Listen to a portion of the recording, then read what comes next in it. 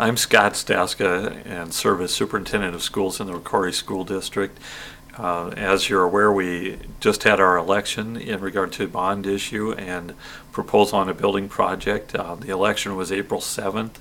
The results that night, as we tallied them, showed a positive outcome with a vote of 2,135 in favor of the proposal and 1,989 in opposition to it, which, because it's a simple majority required, was a favorable vote on the bond issue.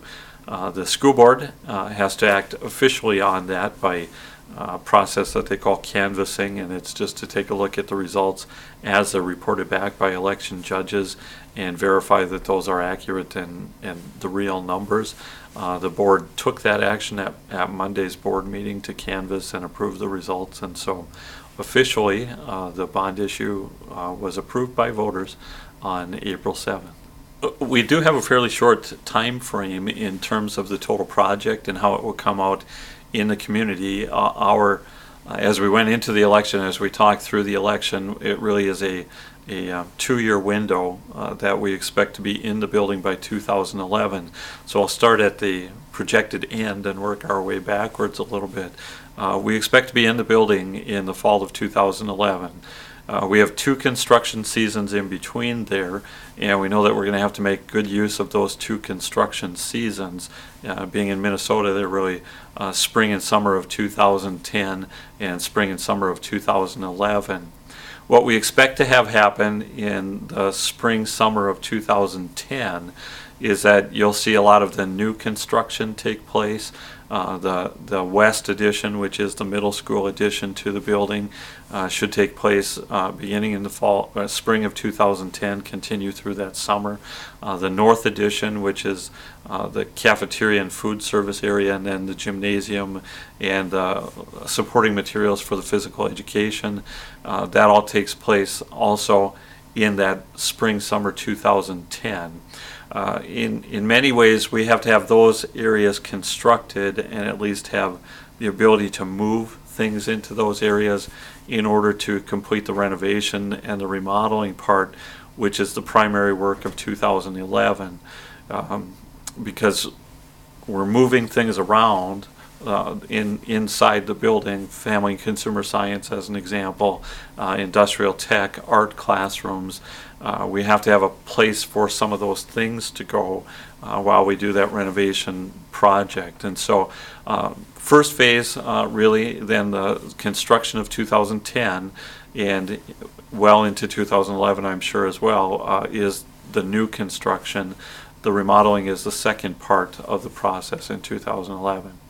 Backing up from there, we do expect some things to begin moving even yet in the summer of 2009 to prepare for those spaces. Again, on the west side of the high school building, we have right now some garage and maintenance sheds, some locations that we use for outdoor equipment, and those can't stay there during the construction process. That we'll build right over the top of those.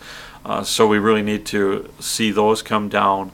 We need to see those facilities replaced, and that'll be really the first parts of construction that we see as the preparatory work to that new construction. And so even in summer and fall of 2009, we'll see some things happen. Tennis courts, as an example, are likely to be moved during that time period because, again, our construction goes right over our existing tennis courts in the long term. The shop and maintenance garages that we need to do will probably be put in place. Our district office home that we're sitting in right now is actually right in the middle of the commons area, and so we have to move this. So we'll see this, more likely than not, we'll see this building be picked up and moved probably in terms of the site design closer to where the garage will be located, the maintenance garage, just to the north of the high school building. We'll also see some groundwork and ground preparation for that new construction so that we'll have everything ready to go so that when spring of 2010 comes upon us, we can quickly get into it and be ready to move. So there'll be pieces that people will see right away.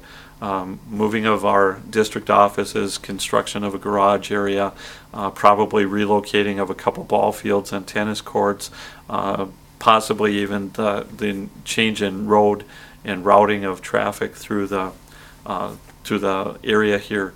That will all probably happen before 2009 is complete. Yeah, middle school building is probably part of the last part of the project, because in between we still have to house the 7th and 8th graders. We still have to have educational services for them.